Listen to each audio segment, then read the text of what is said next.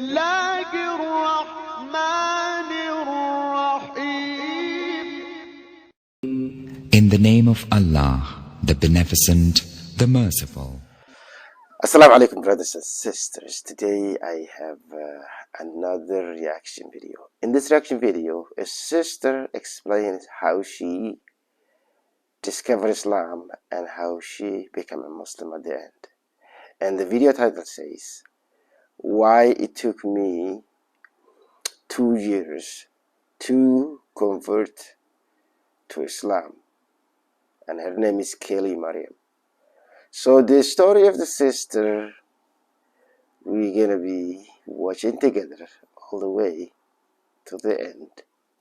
So sit tight and have a cup of coffee, brothers and sisters, and let's get to this video. Hello, I'm Keely Mariam. Welcome to my channel. Today I have finally decided to sit down and share my revert story. This is something that I kind of put off for a little bit when I first started my channel, like a couple of months ago, because it is obviously very personal, but now I finally felt comfortable to share this. So I think I'm just going to start from childhood, because I think that's important to be able to get the full picture, to be able to understand like my upbringing and things like that, because obviously religion is a very big part of life, and I feel like that's a big part of anybody's life. So I feel like in order to get the full picture, I should just start at childhood. I was born and raised in a very small conservative town in Canada. I didn't really grow up with a lot of different types of people. I was mostly surrounded by white Christians and atheists. So that's kind of what I knew growing up, was Christianity and atheism. And I really didn't even know what atheism was until I was probably like in grade 9. Like I didn't even know what that was. I just didn't really have a lot of diversity around me. I didn't really know a whole lot of different people, but I was raised Christian. It wasn't like an overly religious upbringing, but it was kind of like you go to church every Sunday sort of thing. And I feel like a lot of other Christian kids, I had so many questions about Christianity and how the religion worked. So one thing that I was always quite confused with was the Trinity. I remember even asking my mom if Jesus was God. I remember my mom explaining to me that at the time, obviously, that we believed that Jesus was the Son of God, which obviously I don't believe in anymore. I just found that quite confusing. And I want to clarify that I mean no disrespect to anybody. You can believe what you want to believe in. That's perfectly fine. I'm not judging anybody for that. I'm not criticizing anybody for that. You can believe in what you want to believe in, and I respect your decision. But personally for me, like growing up, I just had a lot of questions about Christianity, and it just wasn't, I guess it just wasn't for me. And then I also went through confirmation when I think I was like 13 or 14. That's basically where you like reaffirm your faith. You go to classes like once a week, and you basically relearn Christianity, kind of get like baptized again. So I went through that, and one thing that really stuck out to me through confirmation was that one of my confirmation teachers actually was very honest with us and said that there are parts of the Bible that are false, and we don't know what parts that is, because she kind of explained that it was like a game of telephone where it was passed down for many, many years before it was written down. There wasn't really much preservation, so that's just what I was told. Honestly, I was very grateful for the honesty. And now when I reached the point of adolescence, probably when I was about like 15, 16, maybe around there, I really started to question religion. I think like for most kids, it was a very angsty time in my life, and I started to think about things a lot more deeply. I think this is a point in any person's life when you start to think about certain topics like existence and what happens when you go, basically. And so that was deeply unsettling. Like I think it would be for most people. It was sort of like a little bit of an existential crisis in a way. And also at this point I was surrounded by a lot of atheists, and so I think that really made me start questioning my own religion, and it made me start to think like, how do I know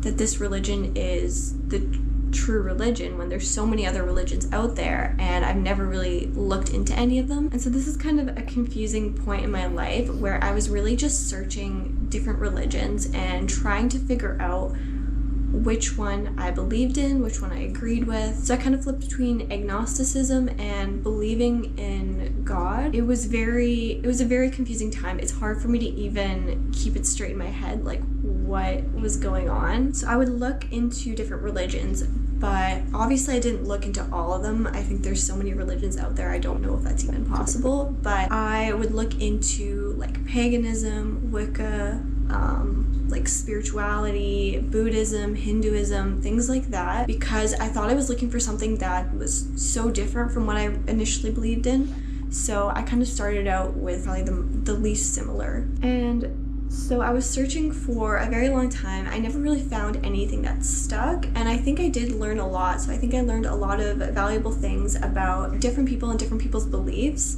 So I think I did come out with some valuable lessons, but none of these really stuck out to me. I never really practiced any of these religions. I was just sort of learning. And I will say too that the entire time, like regardless of what point I was in my life, I would still pray all the time. At certain points I would pray to God, at other times I would pray to some sort of unknown higher power. Other times I would pray to the universe. It just kind of depended on where my mindset was at and what I was kind of looking into at the moment, I guess. And at this point I never really looked into Islam or Judaism or any kind of like Abrahamic faith. And so while at this point in my life I wasn't ever surrounded by any Muslims and I didn't really know much about Islam, all I knew was that Muslims believe in the same God that Christians believe in, and I just kind of thought I was looking for something so wildly different than what I had grown up knowing. So I didn't even really give it a chance. I didn't look into it. I didn't really understand what was meant by Muslims believe in the same God as Christians.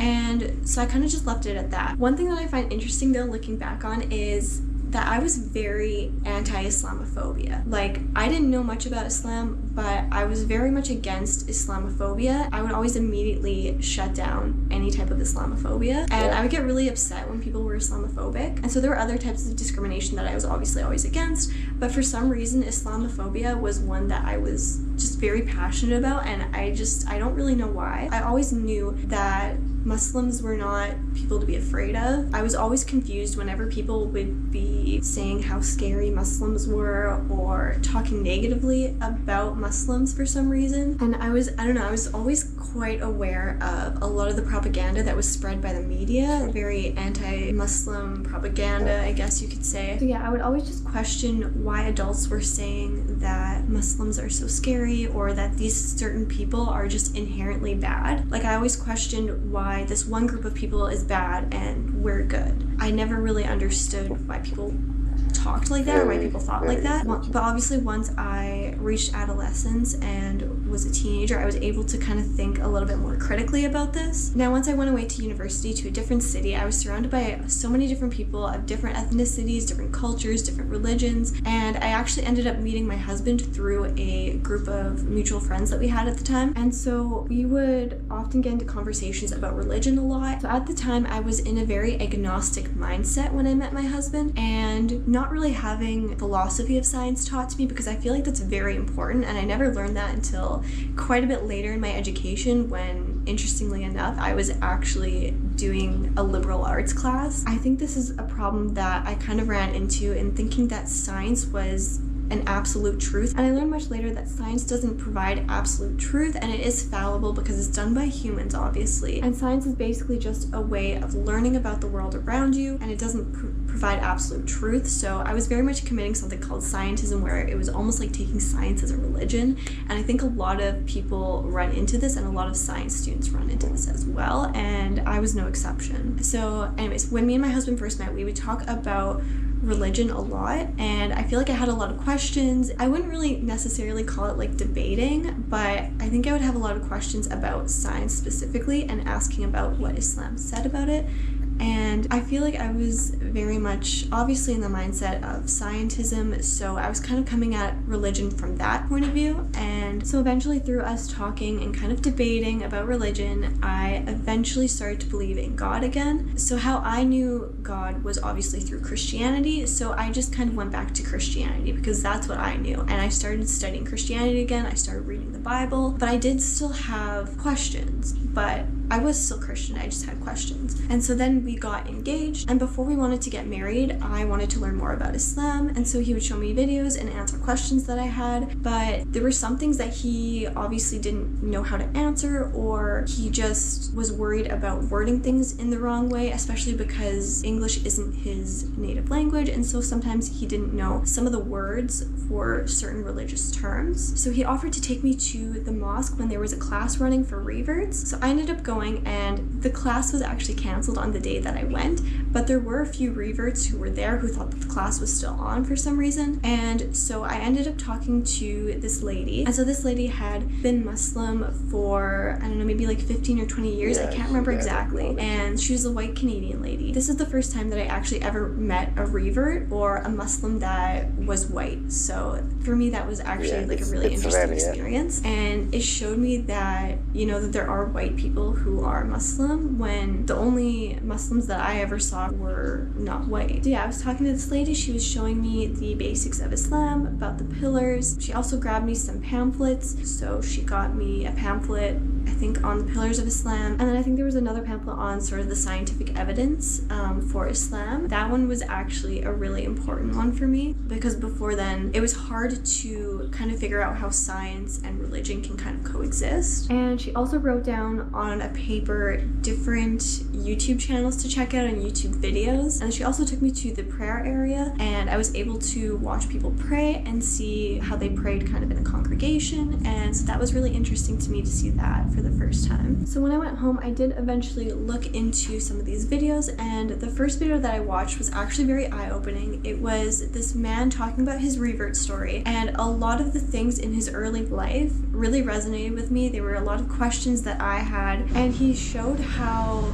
Islam can answer some of the questions that Christians have about Christianity. And so that was really interesting to me, especially about Jesus, peace be upon him. So I learned about Jesus, peace be upon him, in Islam and how that differentiates from Christianity, and it started to actually make a lot more sense to me. And so I started thinking about Islam a little bit more, and so I was kind of looking into it a little bit, but I didn't really go too deep into it at this point. It was just something that I thought was interesting. I was kind of considering it, but I hadn't done enough research at this point yet. So then me and my husband ended up getting married. I was still Christian at the time, and he was obviously Muslim, and then so we would sometimes talk about religion still, and I wanted to look more into Islam after we got married. And so the more that I looked into it, the more I started to realize that this kind of aligns with my personal belief. It was something that I was starting to agree with. And so I would always watch videos, I would read free resources that I found online, because I was an avid reader through most of my life. Reading really did help me, because I was able to read a lot of books on the topic, and so I would read things like the Clear Quran, which was recommended to me. And at first it was just kind of, I was just trying to understand. Every little bit that I would learn, I would want to know more, and so I would keep searching more and more about Islam just to find out what Islam says on certain things. And I would watch debates, I would watch lectures, I would watch just different things to try to learn more. And I was very fascinated specifically with stories of the prophets, peace be upon them, because I liked to hear the differences between Islam and Christianity. And I think because I've always been somebody who's been so curious about the world around me, and I think this to learn more about different people and cultures and religions, and I think this is something that honestly everyone has to a certain degree. So I think that really helped me. And it's kind of funny because I was talking to my husband recently, and I was reminded of how I used to kind of hide my learning. Like, not really hide it, I wasn't really trying to hide it from him, but it was something that I kind of wanted to do on my own. And so I would be like on my phone reading something or watching something, and my husband would kind of, I guess, notice that I was looking into this but kind of trying to hide it a little bit at the same time. So I would like wait till he would like go to work, and I would like watch these videos and things like that. But obviously, like when I was around him too, I would kind of like be researching and like kind of like hiding it.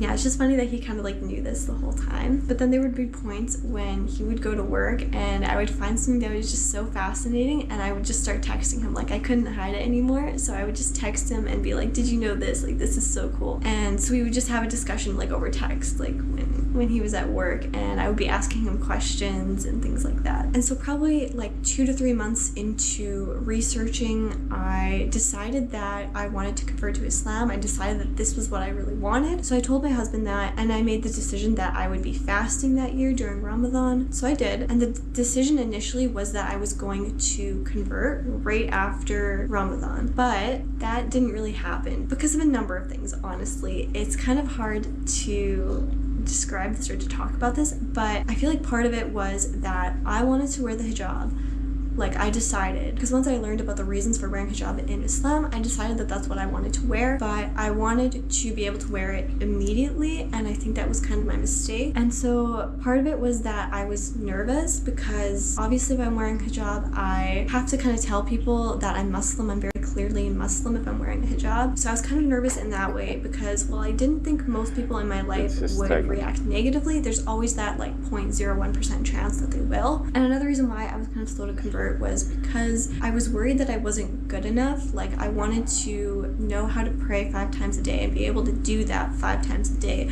And I wanted to know more, and I wanted to just be an overall better person. And I think I was worried that I wouldn't be good enough to wear the hijab or to be Muslim, when really you can be Muslim and still be imperfect. You don't have to be perfect at everything. Nobody's perfect at everything. That's just how we are. Like as humans, we're not perfect. I think it took me like 2 years to actually convert once I decided that I wanted to. So by the time I did convert, I was able to know how to pray, and I put on the hijab pretty much immediately after converting. And so I was really worried the entire time, like the whole 2 years that I waited to convert. I was very concerned the whole time about the deeds that I was doing, like fasting and things like that. I was very concerned that maybe they wouldn't count, and I was obviously very concerned that, you know, anything can happen at any time, and I didn't want to leave this world as a non-Muslim. So that was always something that was in the back of my head while I was waiting so long to convert. Yeah, so 2 years after wanting to be Muslim, after deciding that I wanted to be Muslim, I finally took my shahada. Yeah, it was just a really incredible moment for me. I was really happy. I think I like almost started crying, but at the same time, I didn't really feel different, obviously, but I don't know why, but I expected to kind of like feel different, to feel like all of a sudden like, oh, I'm a Muslim, but I didn't really have that feeling. And I think maybe because I had the beliefs already, like I already believed in Islam, like I didn't really feel like there was any starting point like, okay, I'm non-Muslim, now I'm Muslim. So I think that's where I'm going to stop this. I think that's all that I really have to share at the moment. So I have been Muslim for, I believe, 2 years now. I'm excited to maybe share more of my experiences with you. And I also want to give a thank you for reaching 500 subscribers. Thank you to anybody who subscribed, commented, liked, or even just watched any of my videos. It is very motivating, honestly, and I am very excited to share more of my journey with you. If anybody has any questions or any topics that you would like me to go into, please comment down below, but please keep in mind that I'm limited by my own experiences and I can only talk about my own experiences. Thank you all for watching, and please like and subscribe if you would like to see more. Oh, mashallah. So brothers and sisters, the video is ended and it's already too long. So I will see you in the next video. The sister explained everything, I don't have to add anything. I know this. In Canada, there is lots of struggle to be a Muslim. Yeah. And she touched on that point. Discover Islam. The guidance comes from Allah, none else. So Assalamu Alaykum wa rahmatullahi wa barakatuh, brothers and sisters. I will see you in the next video.